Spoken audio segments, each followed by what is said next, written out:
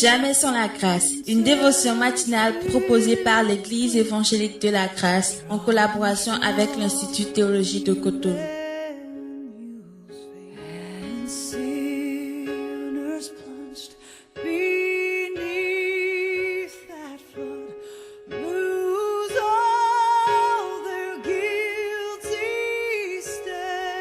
Bonjour chers amis, bienvenue dans cette nouvelle dévotion de cette semaine et de cette journée en particulier. Comme vous le savez, une nouvelle journée, une nouvelle provision. Que Dieu vous bénisse à notre compagnie. Et nous allons ce matin dans 2 Chroniques pour une histoire très intéressante qui va nous attirer à une pensée vraiment précise. Mais avant ça, j'aimerais juste faire une courte prière. Seigneur, merci pour toute cette semaine et pour ce jour de lundi en particulier. Nous te prions vraiment de bénir cette dévotion et de bénir chaque auditeur au nom précieux de ton Fils Jésus-Christ. Amen. Dans cette semaine, je lisais un peu, je faisais ma lecture personnelle, je lisais un livre et j'étais tombé sur une pensée d'un personnage, il s'appelle Nelson Mandela, tous on le connaît. J'ai lu une de ses pensées qui m'a amené plus loin et ce dernier déclarait ceci: l'éducation est l'arme la plus puissante qu'on puisse utiliser pour changer le monde. L'éducation est l'arme la plus puissante qu'on puisse utiliser pour changer le monde. Et ça, c'est une pensée très intéressante. Et du coup, je me suis mis à réfléchir là-dessus et je réalise que cet homme, ce dernier, bien que je n'ai rien de personnel contre le personnage, je réalise que, au fait,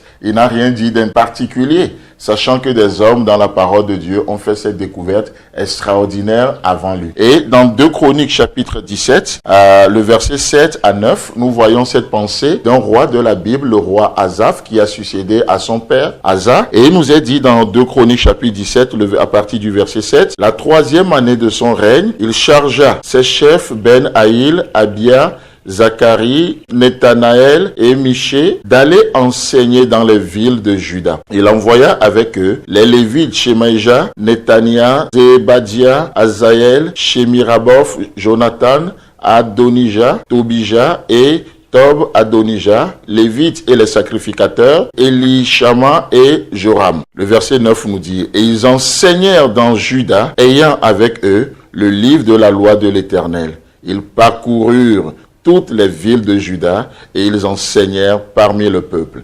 Une histoire très intéressante. Un homme qui a pris le trône, le règne après son père Asa, qui a fait aussi de son mieux, on va dire. Et 3 ans après, Josaphat réalisait qu'il ne peut pas continuer comme si de rien n'était. Il doit faire ses propres réformes.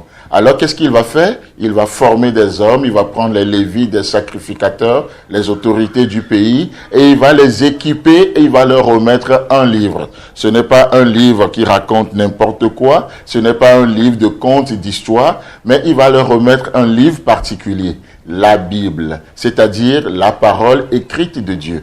Et il va me remettre ce livre entre les mains des gens, et il va dire, vous allez parcourir tout le Juda, pas comme des représentants d'un parti politique, pas comme les représentants d'une idée de quelqu'un, mais pour enseigner le peuple. Parce que je réalise que l'ignorance tue le peuple. Le peuple ignore tellement de choses par rapport à la nature de Dieu, par rapport au caractère de Dieu. Le peuple ignore quelle est la volonté de Dieu. Le peuple ignore ce qui est bien, ce qui est parfait et agréable pour lui. Alors du coup, le peuple se lance dans des choix qui ne glorifient pas Dieu. Et donc ce dernier va dire, vous allez parcourir le pays et vous allez enseigner le peuple. Vous allez avoir le livre, vous n'allez pas juste enseigner des raisonnements naturels, vous n'allez pas juste enseigner comme bon vous semble, mais vous allez enseigner, vous allez vous contenter juste du livre. C'est extraordinaire. Mes amis, il y a tellement de décisions que nous prenons aujourd'hui, mais rares sont les fois où on se demande qu'est-ce que Dieu attend de moi? Qu'est-ce que Jésus-Christ ferait à ma place?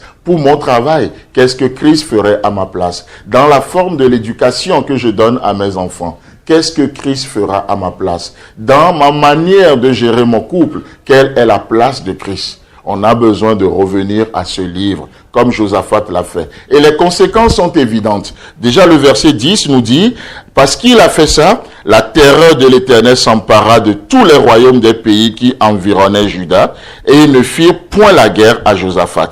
Extraordinaire ça. Chers amis, nous luttons beaucoup contre le diable aujourd'hui. Oui, il nous fait la guerre, il nous combat, il combat mon foyer, il combat mes finances, il combat ma santé, il me combat dans tel domaine. On dirait qu'il est omniprésent. Alors que c'est faux. Mais revenons juste à la parole de Dieu. Revenons juste à la parole de Dieu. C'est une tour forte. C'est notre refuge. Que Dieu vous bénisse et consultez Dieu ce matin. Amen.